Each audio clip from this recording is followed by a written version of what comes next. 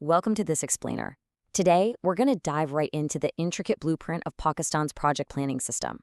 It's a massive, multi-tiered architecture, and it's basically designed to turn sweeping national goals into real, tangible development on the ground. We're literally talking about the paperwork that dictates whether your local hospital gets built or whether billions of dollars in national infrastructure are ultimately wasted. But, as you're going to see, the paper blueprint doesn't always match the reality. So let's keep it simple, take it slow, and map out this highly formalized bureaucracy. To give you a clear map of understanding for this explainer, we're going to deconstruct this massive system top-down. First, the big picture hierarchy. Second, the PC project cycle. Third, the approval ladder. And finally, a reality check on the systemic barriers that disrupt the whole thing. Okay, let's dive into this. Section 1, the big picture hierarchy. To really understand how things get funded and built, we have to look at who is actually pulling the strings. At the absolute apex, the national level, we have the National Economic Council, or NEC. Think of them as the supreme constitutional overseers. They're chaired by the Prime Minister and include provincial chief ministers, and they give that final nod on the country's strategic vision. Now, moving down to the federal level, we hit the Ministry of Planning and the Planning Commission. They're the technical brain. This is the central policy hub that formulates macro models and manages the massive public sector development program. And finally, down at the provincial level, we have the Planning and Development, or P&D departments. Their primary focus? Actual implementation and setting local priorities. Now, building out that federal technical level, there are these specialized execution agencies that act as really vital gatekeepers before that top-level approval is ever reached. Take the Economic Coordination Committee, or ECC, for example. They handle the vital daily economic policies, fiscal, monetary, trade issues, making sure day-to-day governance aligns with those big long-term goals. Then you've got the Central Development Working Party, the CDWP. They act as a crucial technical forum that reviews and approves really large-scale projects before they ever get submitted to the highest national committees for that final sign-off. So you might be wondering, how do the federal and provincial governments actually interact here? Well, the Federal Ministry of Planning operates as the grand architect. They prepare the overarching national development plans and secure the funding framework. Meanwhile, the provincial P&D departments act as their regional counterparts, and they handle the actual execution on the ground. They formulate the provincial annual development program, taking those high-level federal goals and grounding them in local regional needs. It's really a classic setup of macro planning meeting micro execution. Section 2, the PC project cycle. Let's look at how ideas actually become concrete projects through a highly formalized system. So, the crucial point is understanding the PC form. PC stands for Planning Commission Form. This is the standard document instrument used across Pakistan for all project cycle management. Literally every single infrastructure project, from its very first conception all the way to its final operational evaluation years later, revolves around these specific PC forms. They're designed to ensure strict technical, financial, and administrative scrutiny at every single stage. Let's slowly walk through the life of a project using these forms, because it's a pretty fascinating roadmap. Step 1 is the PCI-1.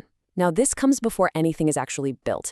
It's used to get funding for preliminary surveys and feasibility studies to make sure the whole thing is grounded in real data. Step 2 is the big one, the PCI-2. This is the core project proposal, detailing the justification, cost estimates, and expected socioeconomic impacts. Getting your PCI-2 approved is the actual green light to start the project. Once you're building, we hit Step 3, the PCI-3, which is used for real-time monitoring of physical and financial progress. After the project is built, we hit Step 4, the PCI-4, completion report, which compares what was planned versus what actually happened. And finally, Step 5 is the PCI-1. This is submitted 1 to 3 years after completion, and it evaluates the project's real-world operational performance to see if it actually delivered its intended long-term benefits. Section 3, the approval ladder. Because every PC form needs to climb a specific ladder based on its cost and scope. Think of this as a sequence of escalating authority, starting local and climbing all the way to the top. Rung number 1 is the DDC, the District Development Committee, for small-scale local projects.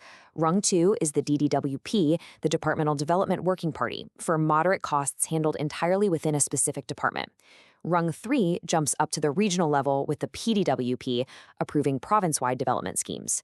Rung 4 is the CDWP, the Central Development Working Party, stepping in for major national projects. And finally, the absolute top rung, Rung 5, is EKNEC, the Executive Committee of the National Economic Council.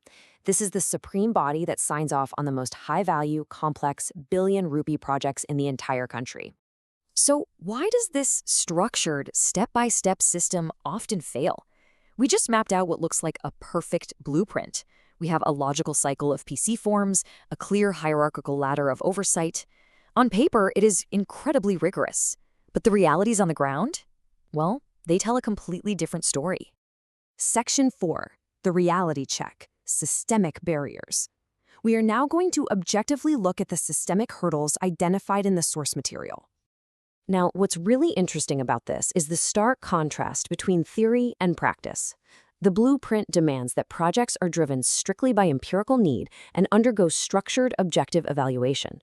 But the reality is that political instability and shifting governments can heavily disrupt the process. Development agendas can sometimes be driven by patronage rather than data. Long-term projects initiated by one administration might simply be abandoned or deprioritized by the next.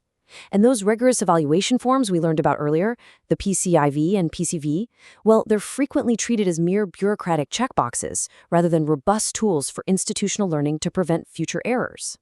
Let's take it slow and look at a few core systemic barriers at play here.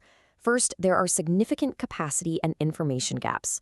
The bureaucracy often lacks the modern technical expertise needed for accurate project appraisal. What that means is projects often begin with completely unrealistic cost estimates and timelines. Second, financial distress. Due to inadequate tax revenue and fiscal constraints, projects faced stop-and-go funding. A project might get approved, but without consistent budgetary backing, it faces massive delays, which inevitably leads to increased inflation-adjusted costs. Finally, there are immense federal-provincial coordination issues. Trying to coordinate things like land acquisition, utility supply, and civil works across federal mandates and provincial execution is notoriously difficult, and it often leads to isolated, siloed development. There's also a major structural vulnerability in how the money is actually spent. According to the source material, the procurement process is often vulnerable to influence, where project costs are inflated and contracts are awarded based on favoritism rather than competitive bidding, severely compromising project quality. This bypasses the very competitive safeguards that the PC forms were originally designed to uphold. Which brings us to our ultimate question. Can a perfect bureaucratic blueprint ever survive imperfect real-world politics? Today, we systematically mapped out a highly sophisticated architecture of national councils, working parties, and a rigid, multi-step cycle of PC forms meant to guarantee success. Yet we've also seen how capacity gaps, financial distress, and systemic realities frequently override that very framework. It's a fascinating tension between the ideal structure and systemic constraints. Thank you for joining me in this explainer. I hope this map of understanding helps you grasp the hidden complexities behind public development and leaves you curious to explore how systems like this can be adapted for the future.